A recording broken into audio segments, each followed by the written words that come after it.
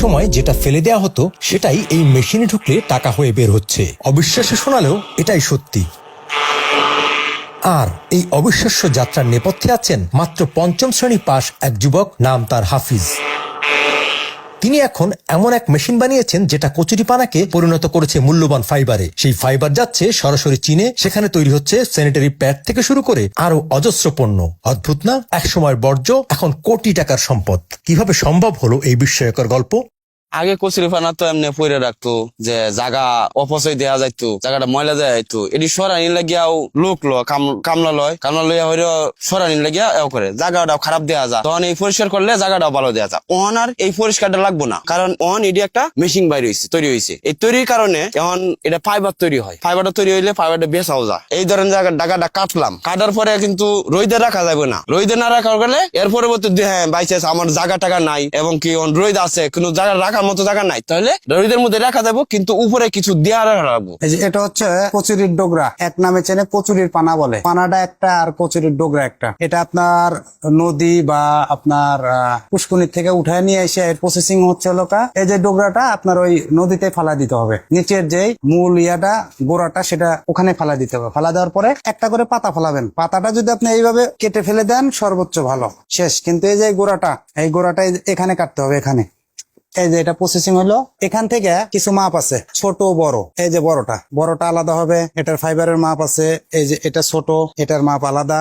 আপনার 1 ফিট থেকে শুরু করে 2.5 ফিট 2 ফিট পর্যন্ত আছে। এই প্রসেসিং করার পরে তারপরে হচ্ছে আপনার মেশিন আছে। এই মেশিনটা এই যে আপনারা হয়তোবা এই যে ব্যানানা ফাইবারের মেশিন সবাই ভিডিওতে দেখছেন। কিছু কিছু জায়গায় এই কলা গাছ যদি না থাকে তাহলে দেখা যায় যে ওরা বসে থাকবে। একটা মেশিন নিয়ে যাওয়ার উদ্দেশ্য হচ্ছে ফাইবার তৈরি করা। তো আমি চিন্তা ভাবনা করলাম যে দেখি কিছু করা যায় কিনা। আমার তো কাজই হচ্ছে মনে করেন যে বিভিন্ন ধরনের ফাইবার তৈরি করা। চায়না থেকে যে আমার বাঙালি ভাইয়ার আছে, উনি আমাকে ফোন দিয়ে বলছে, ভাই আপনি তো ব্যানানাটা তৈরি করতেছেন, একটু চেষ্টা করে দেখেন তো এই কচুরির তার ফাইবার বের করতে পারেন কিনা। আপনার ব্যানানার যে রেট তার চেয়ে ডাবল রেট হচ্ছে এই কচুরিটার। তো আমি চিন্তা করলাম যে আমার থেকে যারা মেশিন নিচ্ছে, মেশিনের মূলত উদ্দেশ্য হচ্ছে ওনাদের এই ফাইবারটা তৈরি করে ফাইবারটা বিক্রি করা। আর যারা মেশিন নিতেছে তারা মেশিন নেওয়ার আগে বলতেছে, ভাই আমি মেশিন নেবো, ঠিক আছে, মেশিন নেওয়ার পরে আপনি ফাইবারটা কতদিন নেবেন, হয়তোবা 2 মাস বা 1 মাস পরে আপনি ফাইবার না বন্ধ করলেন, আমি কোথায় বিক্রি করব, সেটা একটা দ্বিধাদ্বন্দ্বের ভিতরে পড়ে। তো আমার একটা মেশিনের ফাইবার উনি 5 বছর পর্যন্ত আমাকে দিতে পারবে। আমার যে মেমো আছে মেমোর উপরে লিখিত থাকবে। তো আমি এই মেশিনটা তৈরি করছি। তৈরি করে প্রথমত আপনার ফাইবার গুলো কেটে যাওয়ার পরে ধীরে ধীরে এটা আবার আরেকটু মডিফাই করলাম। মডিফাই করার পরে দেখি যে এই ফাইবারটা মোটামুটি ভালোই আসে। তা আসার পরে তখন আমি আগে নিজে কিছু বানাইলাম, 2-4 কেজি তৈরি করলাম। তৈরি করার পরে ওনাকে এই স্যাম্পলটা আবার পাঠাইলাম। স্যাম্পলটা পাঠানোর পরে বলতেছে যে, ভাই এটা তো আপনি যে ইন্ডিয়ারা পাঠাচ্ছে তার চেয়ে এটা ফার্স্ট ক্লাস। যখন এই ফাইবার দেখে উনি আমাকে বললো যে ফার্স্ট ক্লাস, এই ব্যানানা ফাইবারের চেয়ে এটার টেকসই বেশি আর এটার ফিনিশিং ওরছে ভালো। আপনার ওই আনারসের ফাইবারের চেয়ে এটা আরো মানে পর্যাপ্ত পরিমাণ। আমি মেশিন বিক্রি করছি আপনার 10-15টার উপরে গেছে, আবার অর্ডারও আছে 20-30টার। তো হুট করে একদিন আমি বললাম যে যাই একটু দেখি যে ও কি করতেছে। নাটোরে উনি হচ্ছে একটা ইমাম সাহেব, ওনার ওখানে গেলাম। যাওয়ার পরে মানে আমি ওনাকে না বলেই আগেতে গেছি। যাওয়ার পরে দেখি যে ওনার ভাই এটা বাগান থেকে উঠে নিয়ে এসে আমি যে প্রসেসিং দেখাতে তার চেয়ে নিত্য নতুন ভাবে ওনার যেটা ভালো লাগে ওই প্রসেসিং উনি মাল করতেছে। ওনারে ডাক দিয়ে বললাম যে, ভাই এই যে আপনি কাজগুলো করতেছেন, এই যে বাগানের ভিতরে যে আপনি সারাদিন বয়ে রয়েছেন, একটা দিন বাগানে গেল, বাগানে যদি সময় দেন বেশি তাহলে আপনি উৎপাদন করবেন কখন? দেশের বিভিন্ন জেলায় আছে, আপনার ময়মনসিংহ আছে, আপনার হচ্ছে নরসিংদীতে আছে, পিরোজপুরে আছে, সৈয়দপুরে আছে, তারপরে হচ্ছে খুলনাতে আছে, চট্টগ্রাম আছে। ফাইবারটা নেওয়ার সিস্টেম হচ্ছে উনি আমার কাছে মেশিন নিয়ে যাওয়ার পরে ফাইবার উৎপাদন করে একদম আমার যে প্রসেসিং আছে প্রসেসিং অনুযায়ী উনি আমাকে মাল পাঠায় দেবে। 50% টাকা উনি আগেই পেমেন্ট পাবে। ধরেন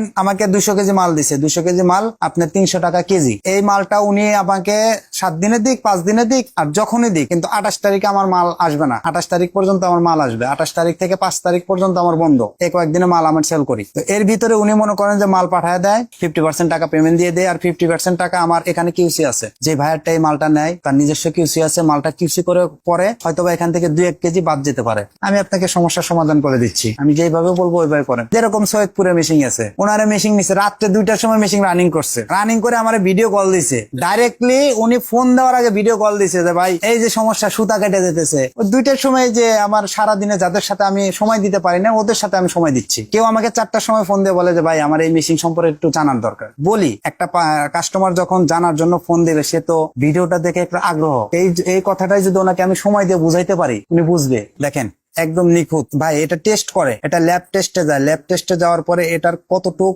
শক্তি আছে সেটা ওখান থেকে বের হয়ে আসে। 25% শক্ত হলো চাইনিজ এটা নেয়। আমার এই গ্রামের লোকজন বা শহরের লোকজন, আমি যেখানে থাকি এখানে লোকজন বলে যে লোক খালি সারাদিন চাইনিজ নিয়ে মাথায় চাইনা নিয়ে ঘোরে। তো এটা আবার নতুন করে দেখি কি করা যায়। চাইনাতে এটা আপনার বেল করে মানে সুতা তৈরি করে এটা কিছু কিছু প্রোডাক্ট পাঠানো যায়। আমাকে পরশুদিন রাত্রে আমেরিকা থেকে ফোন দিয়ে বলতেছে ভাই আপনার মালের ইঞ্চিটা মাপ দেন, আপনি মাপ দিয়ে আমাকে ইমিডিয়েটলি পাঠায় দেন। আর 1 কেজিতে কতটুক আসতেছে এটা আমাকে বলেন, কন্টিনে কতটুক লাগে এটা আমি আপনাকে বলে আমার 1 কন্টিন মাল লাগবে। আমি চাইনিজের সাথে মিটিং করি, যেরকম ভাবে চাইনিজের সাথে আমি কথা বলতেছি, চাইনা আমার সাথে কথা বলতেছে। আমি তো মূর্খ, আমি তো ওর ভাষা বুঝি না, কিন্তু আমার সাথে যেগুলো লোক থাকে ওরা ওই ভাষাগুলো বুঝে আমাকে রিপ্লে করে। আরে আমি তো এত কিছু বুঝি না, ভিডিওতে দেখছি আর কি। হ্যাঁ হ্যাঁ হ্যাঁ মনে হয় তাই। ওই ভিডিওটা থেকে দেখলাম যে কলা গাছের বানাইলেন সুতা। তো এইটা এই যে আমার জানার ইচ্ছা হইলো 1 কেজি সুতা তৈরি করতে মোটামুটি কয়টা কলা গাছ দরকার পড়ে? আরছেন কোথা থেকে? আমি আসছি হইলো ধামরাই, আমার বাড়ি ধামরাই। 1 কেজি ফাইবার তৈরি করতে, জি। সুতা না ওটা ফাইবার। আচ্ছা ফাইবার। 1 কেজি উৎপাদন করতে 2টা আচ্ছা অথবা 3টা অথবা 4টা কলা গাছ লাগে, মানে মাঝারি সাইজ বা বড় সাইজ? মাঝারি সাইজ। আর যদি আপনার ওই যে একটা 10 গ্রামের যেগুলো বিসি কলা গাছ আছে না, খুব বড় হয় এগুলো। ওইটা আপনি মনে করেন যে একটা গাছ থেকে 1 কেজি ফাইবার আসবে। একটা গাছ থেকে 1 কেজি। ওটার লম্বা থাকে হচ্ছিল 10 ফিট বা 15 ফিট পর্যন্ত। মোটা পেয়ার থাকে হচ্ছে দেখা যায় যে আমার মতো 4-5টা এক লগে চলে পারে, ওটা ইয়া করা সে আর কি। ওটার থেকে